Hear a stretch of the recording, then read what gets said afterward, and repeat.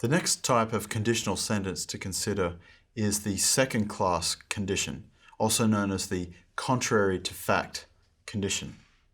Unlike the first-class condition, which assumed the truth of the protasis for the sake of argument, the second-class condition assumes that the protasis does not express truth for the sake of argument.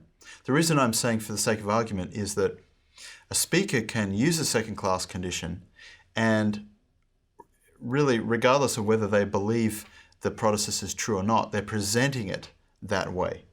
So an example would be, if you had been here, but you weren't, is implied, my brother would not have died. Or, if you believed Moses, but you don't, which is implied, you would believe me. So, that's what the second-class condition is about. How is it formed? Let's see. The protasis involves the particle a, or I, as we saw with the first-class condition. It will also use an indicative verb, but for second-class conditions, these will be restricted to the aorist or the imperfect tense forms. The first-class condition could use any tense form from the indicative mood, but the second class only will use the aorist or imperfect. If either of those are negated, the particle, the negation me or mi, will be used instead of u. In the apodosis, we will usually find the untranslatable particle an plus a verb from the indicative mood that will be the same tense form as is found in the protasis. So, the way that these are formed are a little more restricted when compared to the first class condition. It must be the aorist or imperfect verb that is used, which will be replicated in the apodosis. We will normally find the particle an in the apodosis, and like the first class condition, we will see the particle a or I in the protasis.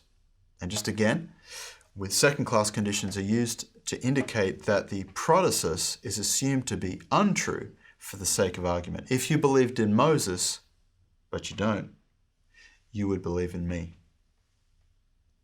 Now we turn to the third class condition. This is a little more straightforward in its formation and a little less clear in what it means. The third class condition expresses statements that will or may occur in the future, some sort of generally true statement or something that is hypothetical. In other words, it's fairly vague. It has quite a broad range of usage, which means that you really must consider the context when you're trying to work out the force of the third class condition. So some sort of hypothetical or future statement or referring to something that is generally true. These are formed in a straightforward way using the particle an and the subjunctive mood. If we need a negation, that will be with the negation me or mi. So an plus the subjunctive in the protasis, and the apodosis can use a verb from any tense form and any mood.